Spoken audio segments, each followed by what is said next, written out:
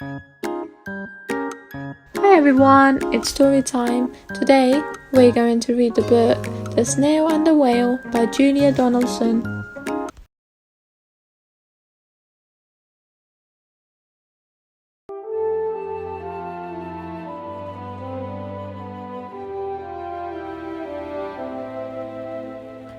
This is a tale of a tiny snail and a great big grey blue humpback whale.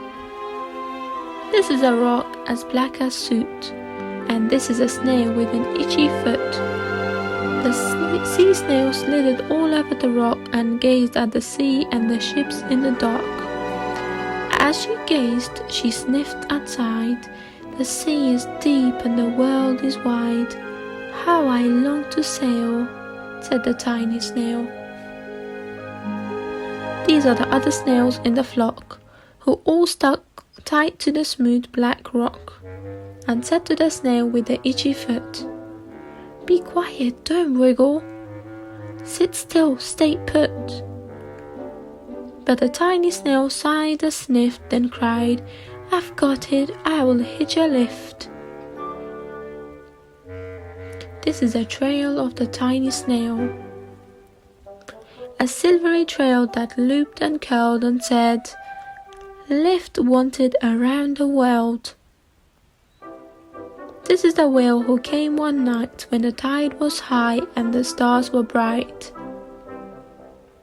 A humpback whale immensely long, who sang to the snail a wonderful song of shimmering ice and coral caves, and shooting stars and enormous waves. And this is the tale of the humpback whale. He held it out of the starlit sea and said to the snail, "Come sail with me." This is a sea so wild and free, that carried the whale and the snail on his tail to lowering icebergs and far-off lands, with fiery mountains and golden sands. These are the waves that arched and crashed, but foamed and frolicked and sprayed and splashed the tiny snail on the tail of the whale. These are the caves beneath the waves, where stripy fish and the feathery fins and sharks with hideous toothy grins swam around the whale and the snail on his tail.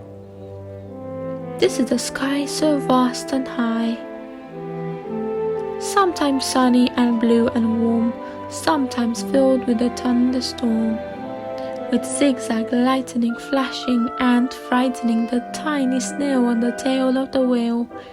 And she gazed at the sky, the sea and the land, the waves and the caves and the golden sand. She gazed and gazed, amazed by it all. And she said to the whale, "I feel so small." But then came the day the whale lost his way. These are the speedboats running a race, zigging and zooming all over the place, upsetting the whale with their ears splitting, making him swim too close to the shore. This is the tide slipping away.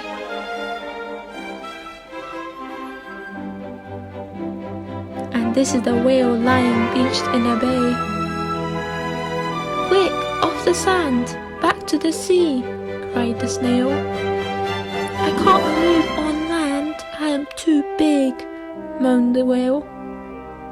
The snail felt helpless and terribly small. "Then I've got it," she cried, and started to crawl. "I must not fail," said the tiny snail. This is the bell on a school in the bay, ringing the children in from their play. This is the teacher holding her chalk, telling the class, "Sit straight, don't talk." This is the board as black as soot. And this is a snail with an itchy foot. "A snail, a snail!" The teacher turns pale. "Look," say the children, "it's leaving a trail." This is the trail of the tiny snail, a silvery trail saying, "Save the whale." These are the children running from school, fetching the fireman, digging a pool, squirting and spraying to keep the whale cool. This is the tide coming into the bay, and these are the villagers shouting hooray as the whale and the snail travel safely away. Back to the dock and the flock on the rock. Who said, "How time's flown, and haven't you grown?" And the whale and the snail told a wonderful tale of shimmering ice and coral caves and shooting stars and enormous waves, and of how the snail, so small and frail, with her looping, curling silvery trail, saved the life of the humpback whale.